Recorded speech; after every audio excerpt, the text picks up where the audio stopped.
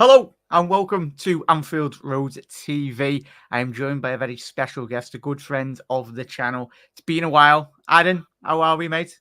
Very well, mate. Thank you. How are you?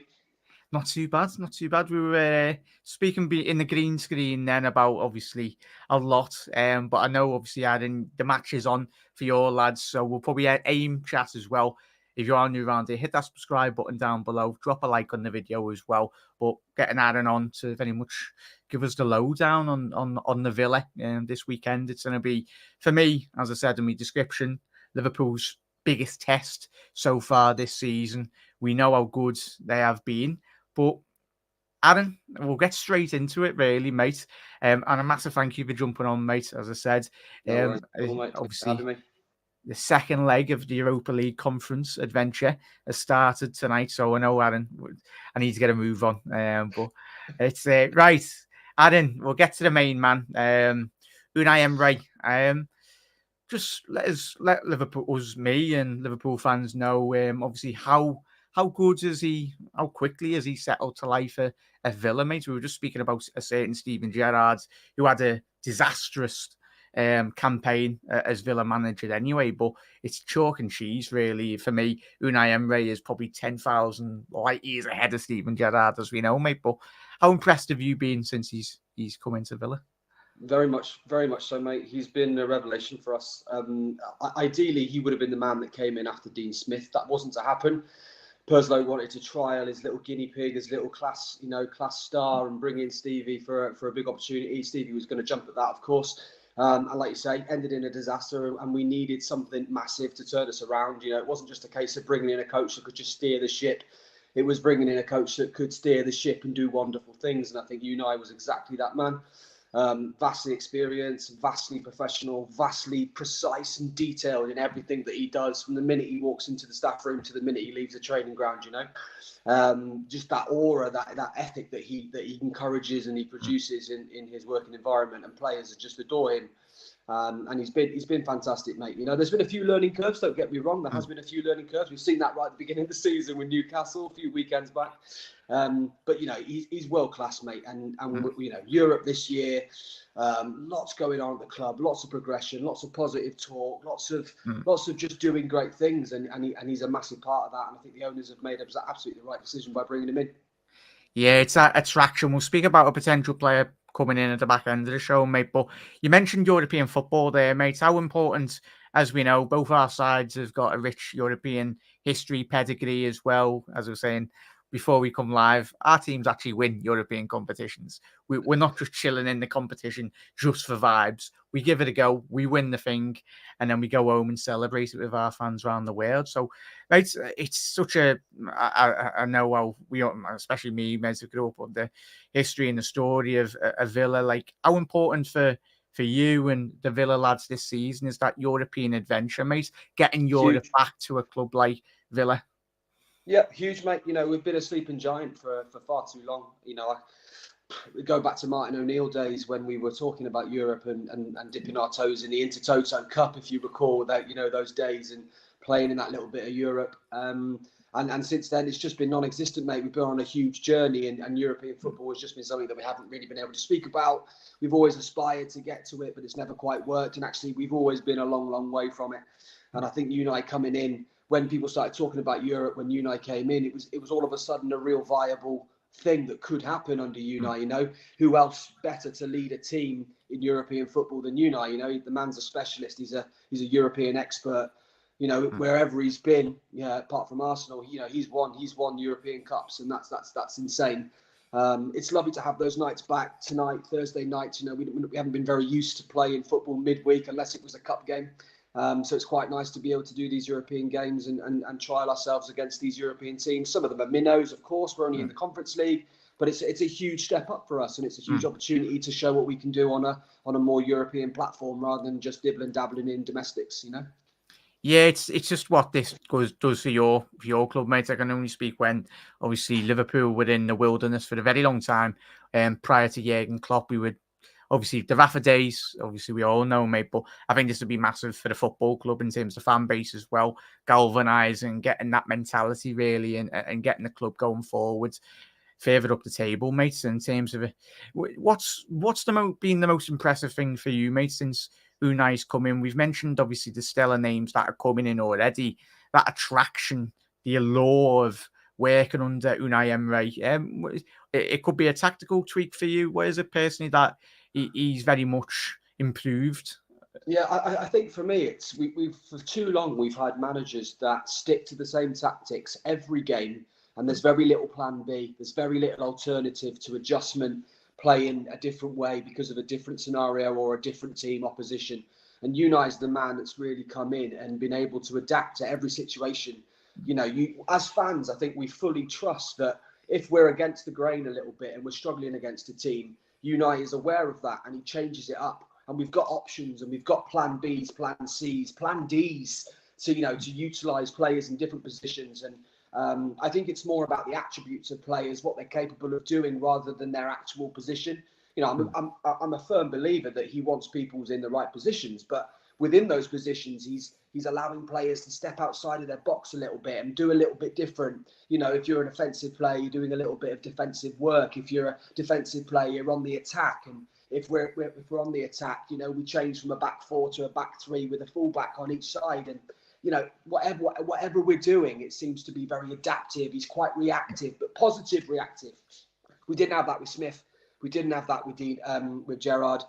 Absolutely not with Gerrard. I mean, Gerrard was clueless in every respect of the word, So that's wonderful to see. He uses the bench. He doesn't keep the same 11 on until the 89th minute. He uses the bench. He swaps it round if he sees an issue and he sees a concern. And that's hugely powerful for us. It's just lovely to see. Really is. And you can see his passion and his desire to want to change it and have that nous and that expertise to go, you know what, this isn't working at the moment. I'm going to do what I can to change it, rather than just letting it pan out and hoping for the best and hoping for that moment of magic. Do you know what I mean? That's just not Unai's way, and that's lovely to see. Yeah, spot on, mate. It's probably the most frustrating. I grew up as a young lad watching Roy Christ rub his face on the touchline. We've all had our bad managers as well. But it's, as you alluded to there, mate, just having that ability to have a manager on the touchline that firstly understands the game, and as you said, playing players that not natural, but you want first and foremost, you can't always sign the best players. It's all about improving the youth, and Villa with their rich history as a youth academy as well, bringing in hugely talented players. I think that'll be on his obviously criteria to improve, mate. As you alluded to, mate, in terms of the starting 11, in terms of players going into the game at the weekend, this was obviously the lineup, against Burnley, a big 3-1 win. Obviously the big injury concern obviously going into this game was obviously the early season injury to Tyrone Mings. Potential, I'm just going to run through a couple of names, mate, just let us know over that in terms of potential injuries for the Villa this week. Buendia, but suspected knee injury. Coutinho's out the door by the looks of it this week. Dendoncker, muscle injury. Tyrone Mings, as I've mentioned, and Jacob Ramsey, mate. Are you anticipating any of those names to be back, mates, for the game of the weekend? Nah, I don't think so, mate. I think the starting 11 from last week will be pretty much the same. I think Martinez will come back in for Olsen. I think that's the most obvious change. Martinez has been dealing with a little bit of a small injury, and I think just based on the two games that we've had on the Sunday and tonight, there's no worth risking him. No, Olsen gets the nudge, but I think most of it stays the same. If I'm honest, mate. I honestly think against Liverpool, against you boys on Sunday, we need to exploit defensively. And so we might see our back three turn back into a back two with two left back, right back, and then plonk someone in that mix again to add something alongside that offensive side. Who that will be, I'm not too sure. John McGinn might drop back into the middle area and Bailey might come in alongside Diaby in that kind of tip of the diamond before Ollie.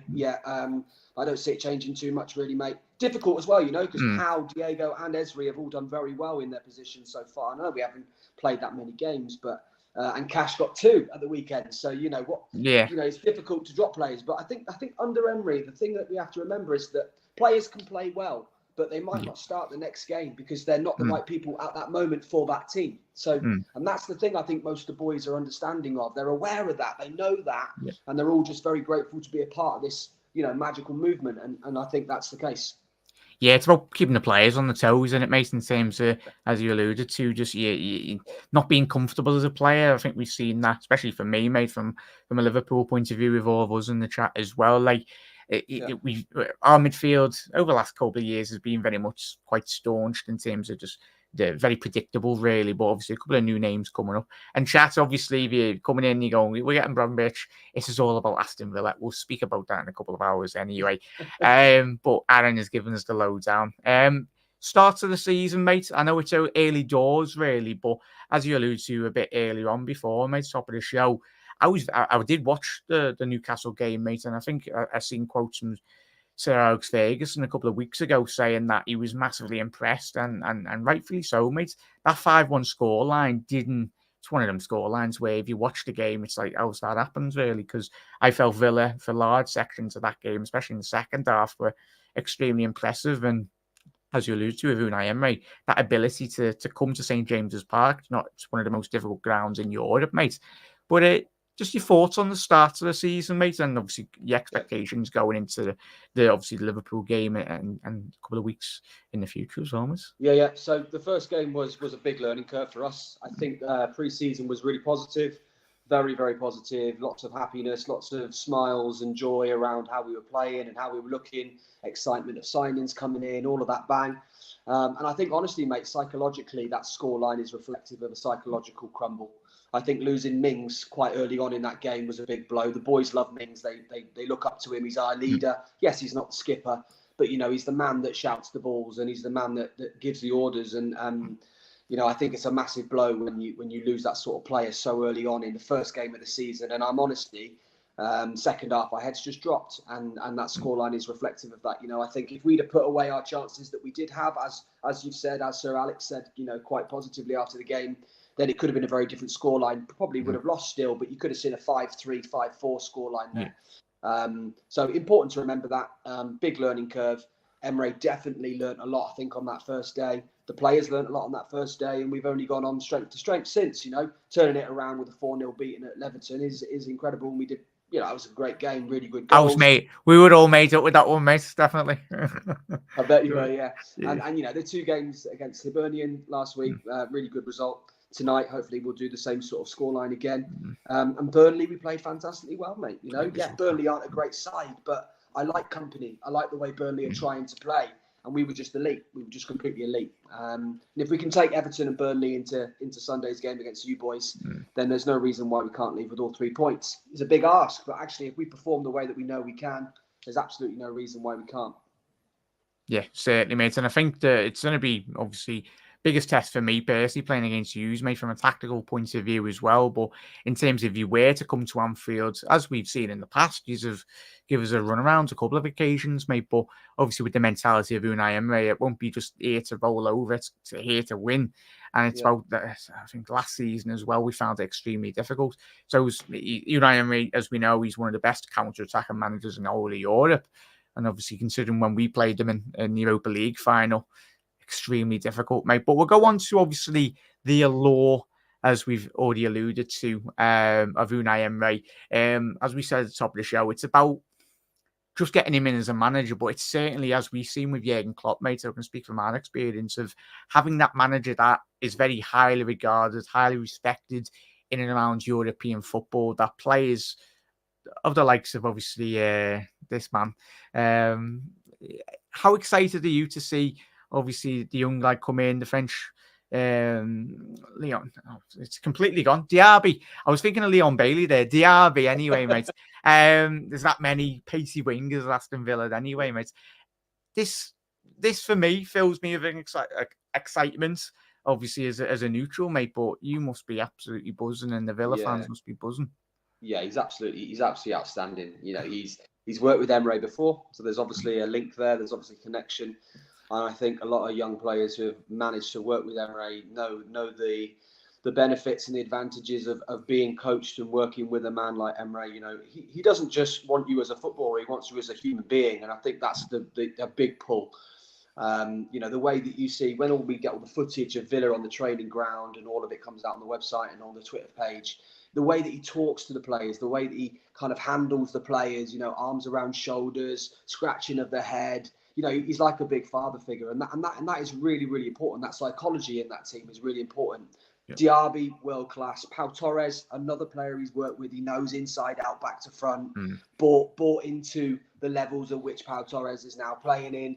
Tielemans, a great signing. Really happy with that. Not quite sure whether there's any link there from a historic point of view, but a really good addition.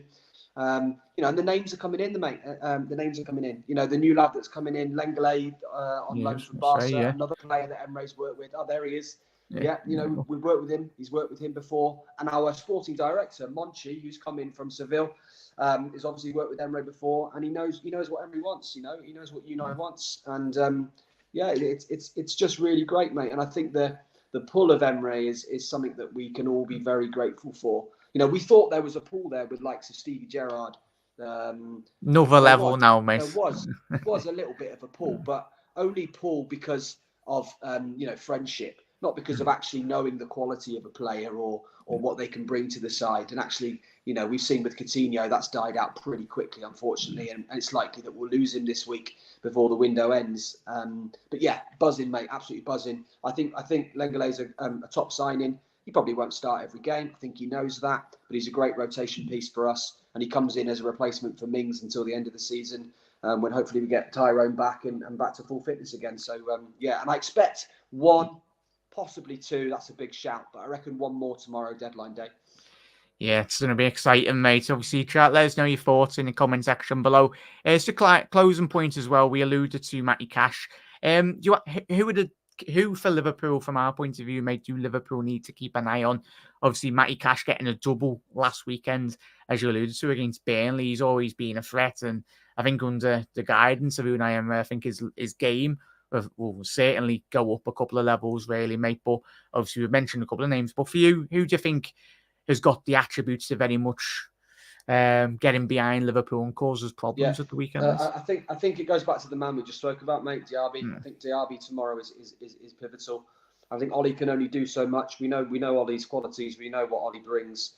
But you know, I think that clinical finesse that actually Ollie fails to deliver at times, Diaby has in abundance. And I think we need to break that line on Sunday. And I think we will with likes of Diaby, possibly Bailey as well. Yeah. We've got to remember as well with Matty Cash, you know, he started off as a midfielder at Forest. He was a midfielder and a very, very good midfielder, banging goals in left, right and centre. So actually it's no surprise to us as Villa fans to see him being moved up more offensively and kind of asked to not do so much defensive work and just get forward a bit. And you can see what beautiful stuff that leads to, you know, 2 goals against Burnley and that's magic. So Matty Cash could be something to deal with. Dean as well, Luca Dean, you know, He's been linked with a move away for quite some time now. I don't think he's going anywhere. Honestly, I think he's really picked up. I think he's impressing, and his crossing ability and his distribution. So good, isn't he? Yeah. So good. So, you know, it's those 2 flanks for me, mate. It's the Matty Cash and the Dean on either side. You know, excellent. Really, really good. Yeah. As a neutral, mate, Ollie Watkins, I tell you what, mate, if Villa can get an extra man up front, mate, and you can, similar with what Newcastle are doing in terms of Isaac and obviously Callum Wilson, I think Watkins has had a couple of injuries in the last couple of seasons, but I think if you can use him well and just balance that, he's tremendous talent, mate, and he's certainly one that I anticipate to score at the weekend. Liverpool and clean sheets aren't a thing. It used to be a long time ago, but it's just a YOLO football, just go all out, and as we know, there probably will be a lot of goals at the weekend, mate. Just a quick question from the chat as well. Where is it? Apologies. Matthias has said, has Emery learned to speak a bit more English? Is he getting there eventually, mate? Obviously, that was something that was wrongfully labelled at Arsenal. I think that was their fans absolutely the utter disrespect to a manager, as we've already spoke about tonight. That is renowned in European football as a serial winner. I think if he was given a bit more time, I think he would eventually have got things straight, mate. Yeah, he every interview he speaks nice and clearly for me. There's clearly an accent there. There's clearly an inability to say certain words. But actually, you know what? Let's put some respect on his name, all right? You know, who was the Leeds manager, the guy that left, the Argentinian, Bielsa, couldn't speak a bloody word of English. Did wonderful things with Leeds, you know, had an interpreter at every interview. let's not base someone's quality and skill set and ability 100%. on whether they can speak English or not. You know, the players know what they want from him. He's very clear about that, and he communicates to the fan base, you know, wonderfully well. And yeah, you know, yes, I think he has improved. I certainly have think he's improved. If I look back at his Arsenal interviews and to the interviews he's doing in the current time, you know, there's certainly an improvement there. Yeah, and it done my head in the way Sky used to like dig him out like on purpose, and the present like the journalists like interviewing him and he was getting confused. It was like, come on, man, like they're just looking for a bit of clickbait and just a bit of traction, really, mate. And especially me, a scouser in charge of Villa. Can't really speak too much anyway about language. But yeah, mate. Score prediction for you, mate. Obviously, what you don't go with at the weekend, mate? It's difficult because we're in quite good goal scoring form, and I can't see that changing against you. Whether that results in 3 points or a safe and comfortable draw, hard to know. I'll go 2-2 purely because I think Anfield's a difficult place to go, and regardless of which Liverpool turns up, you know, your fans will give it everything they've got. But I think if we're on a good roll, mate, and Liverpool don't turn up, I think it could be a 2-1 Villa. I'll go for a 2-1 Villa just because I can. Happy days, mate. Happy days. I'll be messaging you. We're like, well, I'm telling you what, Aaron, you'll be messaging me this weekend going, I didn't know you were that bad at the back. I was like, now's your warning. You'll be like, oh, so which space. But as chat already alluded to, Aaron, it's been an absolute pleasure. 1-0 to the Villa. Pretty sure you've probably got it in the background, but I will let you go, mate. I know you want to watch the game. Massive thank you to you, mate. You're very welcome, mate. Thanks for having me. Always welcome, mate. Get you on the channel very soon, mate. But chat, big up to Aaron. Aaron, massive thank you for jumping on. And chat, we will be live a bit later this evening for another episode, obviously reacting to the Ryan Gravenberch news. But if you are watching on the repeat, make sure you do hit that subscribe button, drop a like on the video, and as well as any Villa fans, let us know all your thoughts in the comment section below. But Reds and Villa fans, tell you what, it's going to be some game at the weekend. It is. Yeah.